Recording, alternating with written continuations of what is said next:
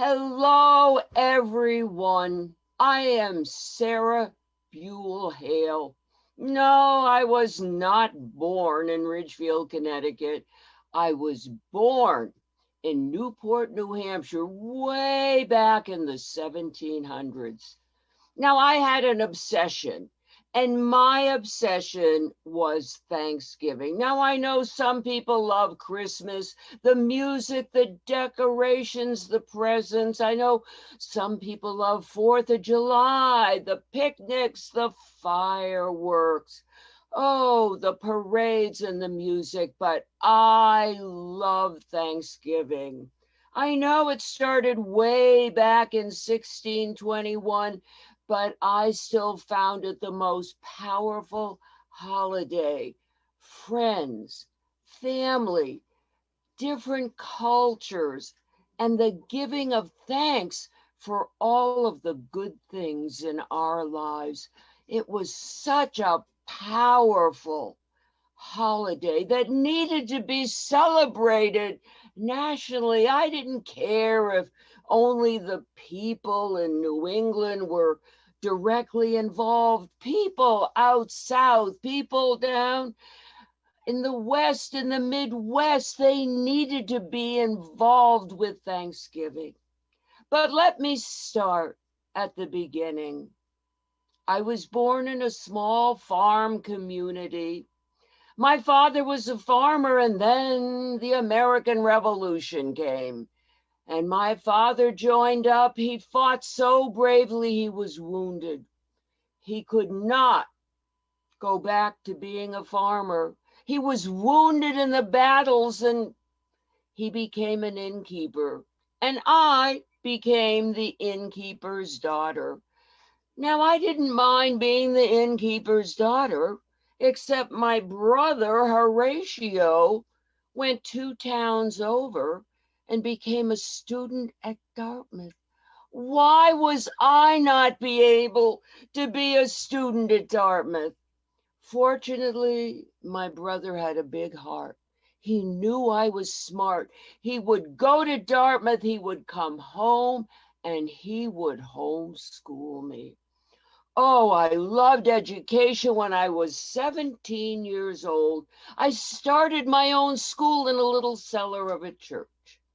I taught boys and girls for many years, and I wrote this famous poem because I was publishing poems then. I even wrote a book on New England. I had this little girl. She was adorable, 6 years old in my class, and her name was Mary. And she had a pet lamb, and every day he would come to school with her. And he would sit on the steps. He would wait for her to come out for lunch. She would have lunch with her pet lamb, and then he would walk home with her. Oh, it was such a cute story. Well, this poem became so famous that when Alexander Graham Bell wanted to test out his telephone, what did he use? My poem, Mary Had a Little Lamb.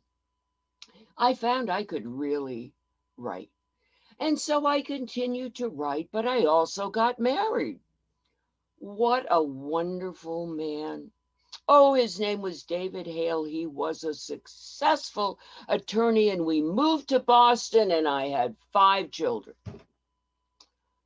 After the 5th child, he passed of pneumonia.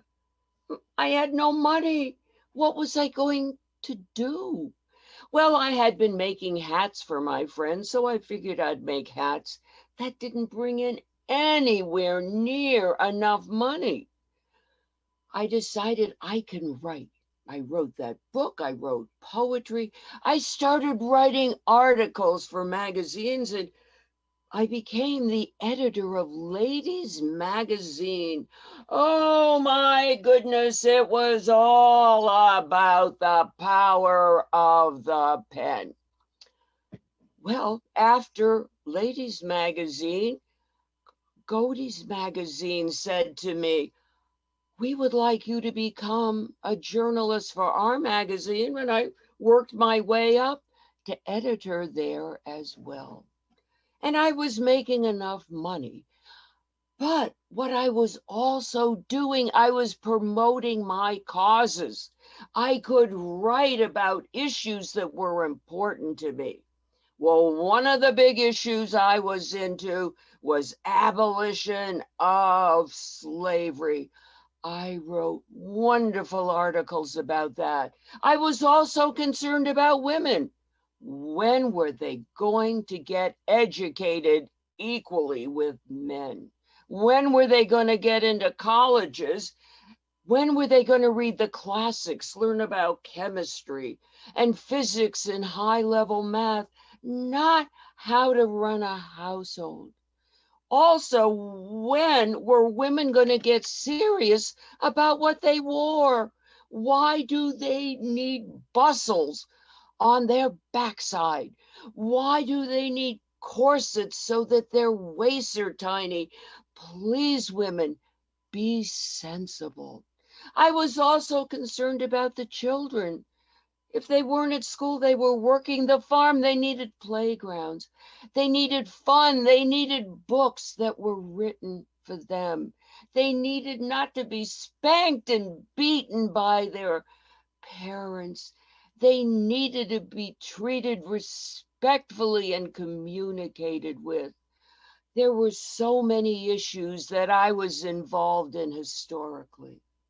And that gets me to what I wrote about more than anything else, Thanksgiving, and the need to make it a national holiday. I was using the power of the pen for everything, but to write to the people that were most involved. Oh, my readers loved hearing about Thanksgiving. The presidents were the one that needed to hear about Thanksgiving. Well, the first president that I wrote to was Zachary Taylor. I wrote him 3 pages, spelling out exactly why we needed a national holiday. Oh, he wrote back to me and he said, Sarah, I have a problem with what you're saying. We're not talking Thanksgiving a national holiday. We've had Thanksgiving. They were a one-shot deal.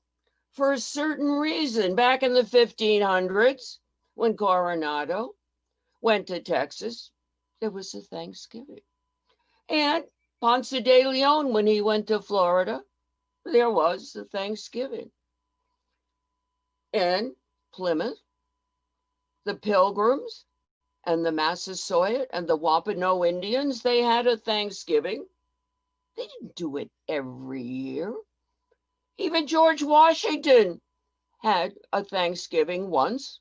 So did Madison, so did Thomas Jefferson.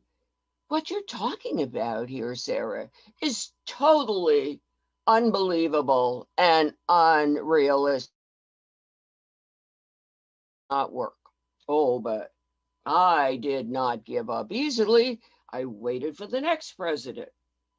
Next down the line was Millard Fillmore. Well, he read my 3 pages. I edited. I got more powerful, I thought. And he gave me a lesson on state rights versus federal rights. And he said, Sarah, this is ridiculous, the argument that you are giving me. First of all, the federal government is not going to deal with an issue like this. If you want to go to the state, you can. Your state is a perfect one because you were involved on the East Coast with those Pilgrim people. So therefore, try for something with the state. Maybe some states will be interested. I can't imagine out west, down south, Midwest, they're going to be interested in having a federal holiday for Thanksgiving. And if you want me to give you an example, New York State did try to make it a state holiday. They couldn't even pass it there. So good luck to you, Sarah. Well, this was not looking very hopeful. I waited for the next president to come along, and that was Franklin Pierce. Oh, Franklin Pierce. He was from New Hampshire. He was from my state. He was from the area where the first Thanksgiving in 1621 had taken place. Oh, no, he must have majored in economics in college because all he talked about was the economics of Thanksgiving and how my idea was absolutely not possible. He said to me, "You know, Sarah, we already have Washington's birthday, we have Christmas, we have the 4th of July, they're spaced out. Thanksgiving would be so close to Christmas. Well, you know that people would not start shopping, until after Thanksgiving. So therefore, it would bother the economy. Also, you have to realize that if you have a national holiday, Sarah, that the business owners would be losing money because the workers wouldn't be working. And if you had people that were paid on an hourly basis, it wouldn't be a holiday for them. They would not be making money. They would be hurting. Their family would be hurting. Oh my goodness, Sarah, what a horrible economic policy you are dealing with when you are dealing with your ideas for Thanksgiving on the last Thursday in November. No, woman, I am not going along with what you have to say. Oh my goodness, this was so much worse than I ever thought. Well, who is the next one? The next one that comes along is good old James Buchanan. Oh, I should have known never to address James Buchanan. Oh, he just said to me, "Sarah, Sarah, Sarah, what are you thinking? Do you know how much is on a president's plate? It never stops. I am overwhelmed with the economy, with wars, with educational issues, with health issues. There is so much I'm contending with. When would I have a moment to even think about making Thanksgiving a national holiday? No, Sarah, no. Forget this idea. It makes no sense for our country." Oh, I had been through 4 presidents. I was about ready to give up. And then Abraham Lincoln was named our next president. He was so special. He was so different. But talk about having a full plate.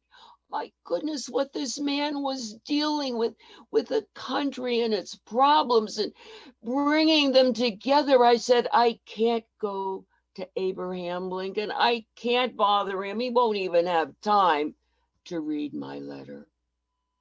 I was wrong. It took a while. Abraham Lincoln got back to me. He actually did, and he said, "Sarah, I take a long time to ponder everything. I'm thinking about what you said. This might be good to bring our country together. When things settle down, I want you to come in and talk to me more." I was going to talk to President Lincoln. I did. I went to the Oval Office and I talked to him. And we talked about the healing this country needed. And we talked about what a flexible, beautiful holiday it was. Back in 1621, they didn't eat turkey. They didn't have mashed potatoes. They didn't have sweet potatoes. They didn't have pumpkin pie. It was very different. They had a venison meal. They had all sorts of shellfish and fish. They lived on the coast. They had pheasant. They had geese. They had duck. It wasn't a turkey day for them. They didn't have any type of potatoes. It was corn and cornbread and corn beer. There was no wine. They had maize, which was corn. They had squash. They had pumpkin, not in a pie. They didn't have ovens. They didn't have a lot of sugar. They had pigeon pie. They had cranberry, not in a sauce. They had cranberries. The food was so different. We could make the food anything that any region of the country wanted to go for. The first Thanksgiving was a 3-day festival. There were skits, there was singing, there were dances, there were races, there were contests, there were games of all sorts. It was just a fun holiday. We could incorporate so easily the morning races, the football games, the church, the hunting, even parades that came along later on. We could make it our holiday in so many individual ways. Lincoln was in. The holiday was declared. It took me 37 years. It was the power of one. Nobody wanted to support me, but that was okay. I believed in what I was fighting for. Well, I fought for other things as well, and this gave me the self-confidence that I needed. Women's colleges. I was on the founding board for Vassar College in Poughkeepsie. Oh, this brought me so much pride. Mount Vernon, oh my goodness, it was in such poor repair. The home of George and Martha Washington, they could have torn it down. No, I fought and organized a group of people to restore, to conserve, and to keep this as a national monument for our country. And oh, what was I the most proud of? Bunker Hill Monument in Boston. It had been built as a monument to the Revolutionary War soldiers like my father. We would go to Boston. It was crumbling. It had never been finished. There were no funds to complete Bunker Hill. It was going to be torn down. I could not let this happen. Where was I going to get the money? I came up with a plan. I went to the mayor of Boston. Quincy Market was very well known. There were vendors of all type inside, but sometimes this market was closed. I said to the mayor, when the market inside is closed, let me use the outside. Let me bring in men and women, craftsmen and people that bake and cook. They can sell their goods for half price, half going to them, half going to the construction of Bunker Hill. Again, the mayor thought it was a good idea. So Bunker Hill has stood there ever since the mid-1800s. And my other great cause, the seamen who had been lost at sea. I lived on the seacoast. I saw when husbands and fathers died at sea, there was no money for their families. They needed a fund to sustain their families and to send their kids to college. I was so fortunate. That fund is still going today. I did not need recognition. My recognition was seeing Mount Vernon, Bunker Hill, Vassar College. But I did get some recognition. Yes, there's a marker in Newport, New Hampshire, where I lived. I'm on the Freedom Trail in Boston because of Bunker Hill. Because of my work with schools, there's a Sarah Hale Schools. Because of my work with the seamen, there's a ship named Sarah Hale. There is a feast day in the Episcopal Church named after me because of Thanksgiving. And there's a literacy award for all the writing and publication that I did.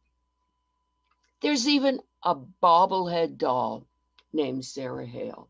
I don't know why, but I thought that was interesting. Yes, remember the power of one. If you can get a group together, fine. But if you can't, the power of one. And this Thanksgiving, when you sit down, realize that there was a space of 240 years between the first Thanksgiving and the first federal Thanksgiving holiday, and that it took me 37 years and the belief of Abraham Lincoln to make this happen. Happy Thanksgiving to you all.